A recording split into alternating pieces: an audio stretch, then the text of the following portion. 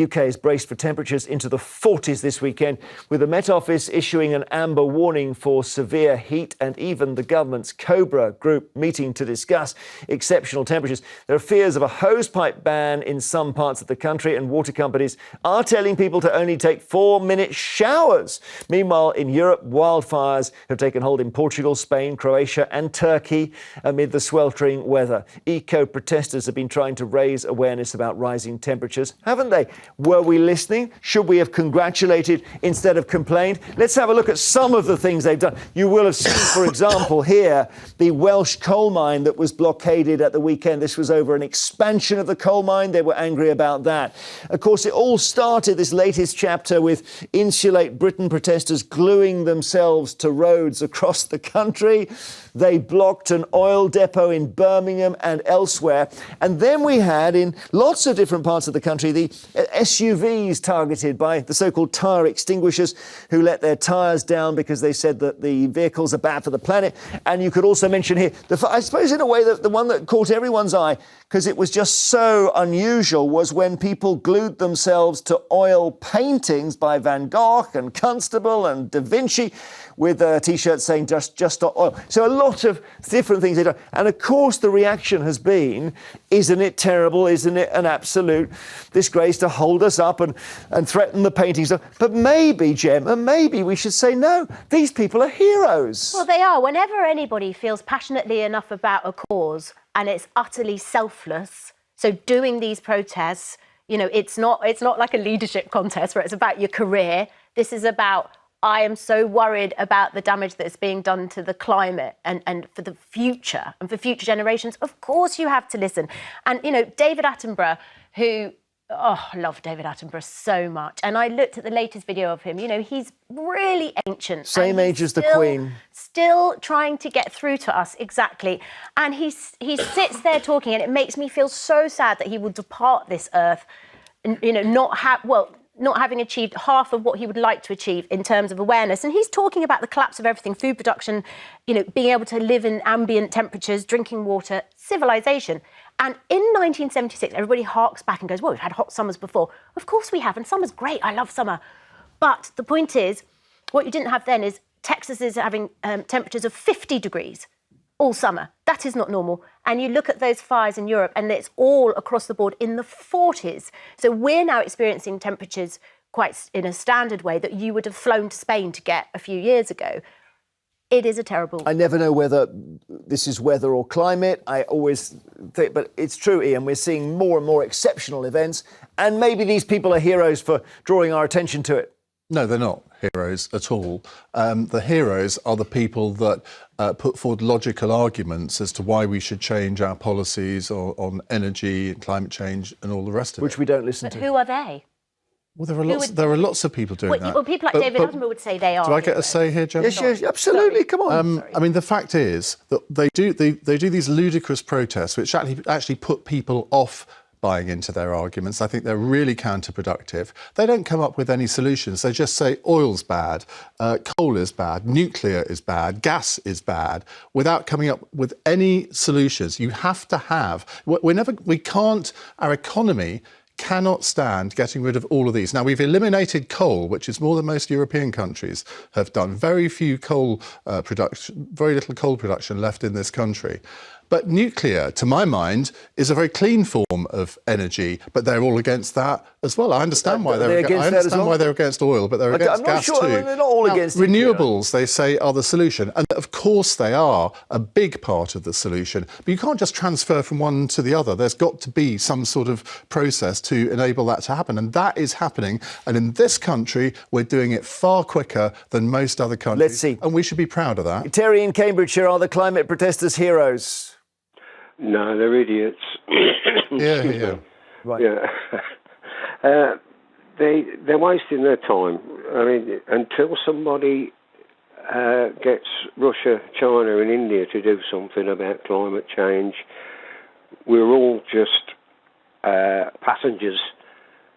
Good point. We're 1% of it, Gemma. Maybe what we do doesn't matter. Well, I mean, yeah, we are a tiny part of it, but that doesn't mean, and we always talk about sort of global Britain and how we're this sort of influential country. Maybe we can try to lead on this, and I think there are elements. We are. That's the point. But you won't recognise that, will you? No, I was about to say, I do think, but although I don't think anything much has happened since COP26, and I haven't heard one of these leadership contestants, whatever they are, talking about the climate. That's interesting. Well, you should be listening to my programme. I've interviewed 5 of them. I've asked them all, are they committed to net zero? Yeah, but they don't stand up and make a speech. No, that's different. They're asked a question, they answer. Yeah, we're saying none of them has said, none of them has gone with the Huskies in the Arctic like David Cameron did, right? 10 years ago. This leadership contest is, 4-5 days old, so give them a chance.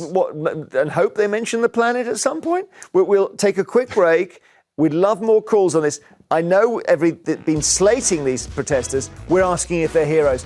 Later. Storm would have known that, wouldn't she? Welcome back. Thanks for being with us. We will talk to Storm later. Author Gemma Forte and LBC's Ian Dale are here. In a moment, we're returning to your calls on the heatwave and asking if it proves the climate protesters are heroes. We'll speak to Clare Farrell, from Extinction Rebellion. We're taking your calls 0207 862 2222. Then, as I mentioned, we're going to meet Storm's gorgeous baby Otis. She gave birth, Storm, earlier this week. She's back at home. We're going to find out how they're getting on. We can't wait. Then our stories of the day, including good news for older drinkers. And then we're talking telly, and we're going to be joined by the comedian Bill Bailey as we discuss the best things to watch right now. And then it is Jeremy Vine Extra with Dawn, joined by Emily Carver and Yasmin Alibi Brown. If you want to get in touch with me or with Dawn, 0207 862 2222, 0207 862 2222. Calls from landlines may cost up to 16 pence per minute plus any call setup fees. Calls from mobiles may cost a shed load. To send us a message, head to Facebook or Twitter and search for Jeremy Vine on 5. So, we were talking about the heatwave. We were saying, look, the big thought here is the climate protesters, they've been gluing themselves to the roads in the winter. They saw this coming. And Clare Farrell is with us from Extinction Rebellion. I know these weren't all Extinction Rebellion protests, but you support them all. Yeah, absolutely. Even the one where the person glued themselves to an oil painting? Especially. Why? Why was that? Because the oil painting and oil that we use in heating and stuff isn't the same. No, I mean, you have to understand my background's in design. I've lectured in art schools for a long time. The poignancy of going and staging a protest around the Last Supper for me was a very clear communication to the general public. And that's what you want from good protest, good action. It's supposed to cut through. It's supposed to make people feel something. It's obvious, isn't it, what they're trying to say? There was an aerosol used near that painting and droplets could have gone on the painting. Does that not trouble you? No, well, I think they did it very respectfully. You know, you've got to bear in mind the suffragettes went into galleries with knives and they sliced artworks in half that needed to then be completely reconstructed. So there's a long history of people using, protest in art galleries and around doing different sort of controversial things around the art world to try and draw people's attention. OK, Ian has made a strong case that Britain is doing a lot already and a lot more than other countries, and maybe we're doing enough. Maybe we're doing all we can. I didn't say enough. Well, I think we're doing more than most environmental groups give our country. So why be so angry if we're leading the charge in the UK?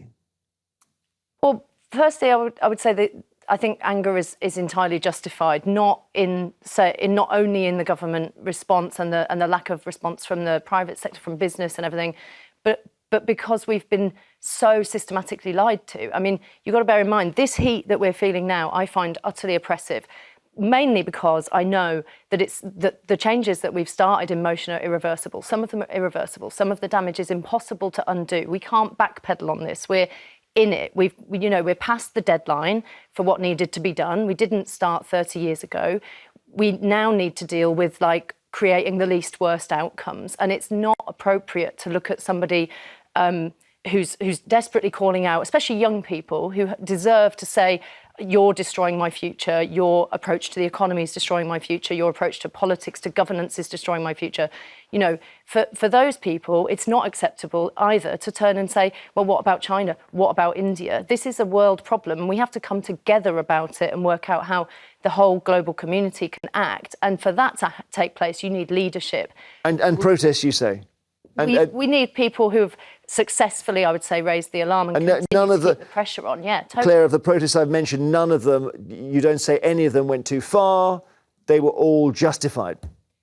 No, because all of these people that you're talking about are using non-violent, peaceful means, and that's what we're dedicated to in Extinction Rebellion. And I think that's very, very reasonable. This is I think this one here is the Birmingham oil depot, which was blockaded, Exxon oil depot. Let me show you something I saw on Twitter. This is a comparison between weather forecasts from the past and from the last few days. And it's the point that's being made here is that this one here, I don't know quite when this was, whether it was 20, 30 years ago, I'm not sure. It might have been the 70s, the 80s. But here we have these sort of happy, sunshiny icons here saying 33, 35, 31, 34. That was back in the day, maybe 20 years ago. Now we have the same temperatures, but for some reason it's painted dark red, like we've turned into Mars or something. And they're only the same as they were before, Claire.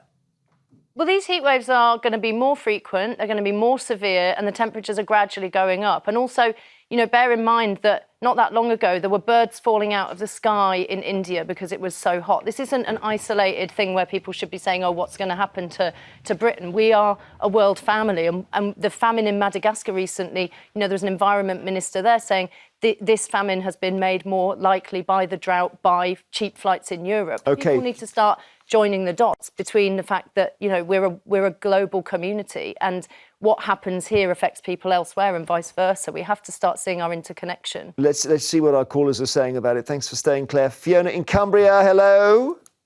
Hello, Jeremy. Hello. Right, Claire, heroes? Totally, absolutely heroes. I've learned so much from listening to interviews like that one, and it's made me look into it, and I'm horrified by what's going on. I've got a granddaughter, and I want her to have a future. And Ian's comment that, we're already doing enough. We've contributed massively. You said we're doing a lot. Okay? Yeah, I said we're doing a lot. A lot. We're not doing enough. I totally agree with that. No, good. I'm glad you do, because all right. Because no, I misquoted. We don't count. We don't. When we say what about China, what about India, we don't count our manufacturing. That all comes from India. So we're actually exporting. Yeah, you make a very good point. We put it up there, Jeremy. The Industrial Revolution started here. The fossil fuels in the atmosphere. I now know this because of interviews with protesters. I understand now more, and I'm really frightened. And I'm really frightened that we're not doing enough as a planet. And I totally agree with what she called Claire. Claire, yeah. That we need to get together as a world, and that's what frightens me. And this is serious. And can I just mention one more thing? Ian said that the protesters don't suggest things. They do suggest things. They suggest that we stop subsidising fossil fuels and start seriously investing in renewables. I'm trying to get some solar panels on my roof. I can't find an engineer to put them on because the companies don't get enough direction from the government that that's the direction we all want to go in. So there's ordinary people like me trying to do my best to secure a safe future for my granddaughter. And I can't do it because this government is utterly irresponsible. I'm really Fiona. sorry, but I'm very upset. No, I hear you. I don't know whether it's this government or whether it's all of us that just we deal. There's the urgent and the important, and the urgent always takes precedence over the important. Some of the important is what we need to focus on. We've got a more agreement here than I thought. Kathleen in the West Midlands, hello. Hello, Jeremy. Hi. What do you think? I don't agree with them being heroes because of what they've done and how they've stopped the public. But on saying that, can I ask Claire? Claire, may I ask a question to Claire? Yes, please. Hello, Claire. Do you own a mobile phone? Yes, I do, yeah. Right. Well, think about it. Even though we as humans have done something, think about it. Over the years, with things going up into space, satellites and everything, they have opened the ozone layer. And that has played a great big part in our climate. And if you didn't have a mobile, and I've got a mobile, I'm just as much to blame. But all those satellites that are going on around space and we're all to blame for that. But I think the way that... Kathleen, I'm just trying to work out what you're asking. Sorry. Are you saying to Claire that she's a consumer as well? Is that the point? She's a consumer. And Let's her answer that. You in a way, you're living this, consumption Western lifestyle, just like the rest of us. Yeah, everyone's a part of the economy. Everyone's also part of the political economy. Everyone's part of society. So if we think that something needs to be done, it's incumbent upon us as citizens, right, to be an upstanding part of the fabric of this society. If the government isn't addressing something which is going to cause mass death, which is what's happening, then it's on all of us to create change. I do want to say the ozone thing about satellites, to my knowledge, satellites have got nothing to do with the hole in the ozone layer. So that's a little bit all over the place on the science. But I think the point she's making is a completely fair one, and we usually get it levelled at us by, right-wing media people who go, press the hypocrisy button, you're a hypocrite, you're a hypocrite. And it's like, if you live in a cave, then you can take action on climate, but also nobody will talk to you because you look like a freak. So what do you want, and you right? didn't know where the protests were. Exactly. So we're working. I know what you mean. Someone says, "Do you have a phone? Do you have, do you have a spare?" We're working with the tools that we've got, right? I haven't caught a plane in a long time. I don't own a car. I ride a bike. I don't eat meat unless someone gives it to me for free. There's a lot of stuff. Can you persuade Ian to give up? He's turned 60. Oh, here we go. Persuade him to give up his monster SUV that he's been driving. Hang on, I've got an electric car, Jeremy. Yes, but it's still big. Sorry, what has that got to do with... Are you happy with electric cars? My understanding on vehicles is that cars don't need to be so heavy. So there's quite... Mine is very heavy. There's quite a big question about how much energy it takes to move a car around. We've got the technology to make much lighter transport. We could have different systems of transport where people share things more easily. There's loads of things we could be doing with transport. There are massive issues with electric vehicles. The world has a limited supply of a lot of rare earth minerals, lithium and so on. If you wanted to electrify the entire British fleet of vehicles, my understanding is you would need the whole world's supply of lithium for several years in a row. So it's not feasible, is it? Something else has to change. Won't cut road death figures either. Reece in Powys, hello. Yes, good morning, Jeremy. Good morning, panel. Hello, sorry, you sound like you're miles away. How are you doing? I'm doing well, thank you. What do you think of we've looked at the protests, this is the sort of specimen protests here, and Claire's defended all of them. What do you think? Well, what I've heard is this, and she's quite right about vehicle emissions, and particularly in countries like India and China, where the huge cities pump out thousands of tons of CO every day. We have invented a device which, for any internal combustion engine, which has zero exhaust emissions, as in zero exhaust emistions. What is that, carbon capture or something? Or you put no carbon capture at all. There is nothing that comes out at all, other than a few drops of water, and that comes from condensation, heat condensation in the exhaust. There's absolutely zero in it. What's the fuel, though, of your invention? It's basically hydrogen. Oh. But it's the way the hydrogen is converted and used is the secret of it. I like that. We've also produced a proof of concept engine and demonstrated it to a number of people, including our MP and our former education minister here in Wales. And it is a unique product. There's nothing else like it has been done before. Okay. We recently patented it. Well, good luck with that, Reece. Thank you. Suzanne in Argyll, hello. How are you doing, Suzanne? Hello. What was I saying? Doing well, thank you. Claire's here. Do you think they're heroes? Yes, 100%. I would like to congratulate that young lady. She's talking absolute utter sense. I'm called Granny Greta up here for my grandchildren for a reason. So Ian, I mean, you've taken the minority position here. It sounds like, saying that these protests are not heroic. Well, when Extinction Rebellion started, I really admired the way that they protested, because it seemed to me to be very, very different. But I don't agree with some extreme protests. They're not all Extinction Rebellion, but the Just Oil ones, for example, recently. I think they actually put people off supporting a cause which most of us are actually relatively friendly. Isn't that right, Suzanne? If you're stopped on a motorway on your way to hospital, you're not going to feel better. I mean, no. Protests that my grandchildren and I go on, they take me to their school protests, and they come with me to my independence protests. So are you in Extinction Rebellion then? know, but I'm absolutely certain some of my grandchildren are going to be at some point, and I think they're very benign. Our protests are like cheerful, all age groups, dogs. That's the key. Completely peaceful. They take all their litter home with them. We have pipe bands. I can't do the marches anymore because I can't walk very well. Sure. So yeah, my children take me to their marches, and they're all deciding what colour wheelchair they're going to wheel me around in for the rest of them. Well, that's lovely, but of course, no one's mentioning those. They're mentioning the ones that cause inconvenience because they're the ones that get the publicity. I think we don't mention the ones up here in Scotland that are so joyful. Well, it's in the nature of it, isn't it? You have to draw attention by making somebody angry. That's fundamentally it. They're trying to get it to the top of the agenda so that we can talk about it. And I do think they have messages like Insulate Britain. Very clear message. Got to insulate the houses. There we go. Wow, you did well with our callers today. Thank you very much for coming in. A lot of them are fans. Thank you, Clare Farrell.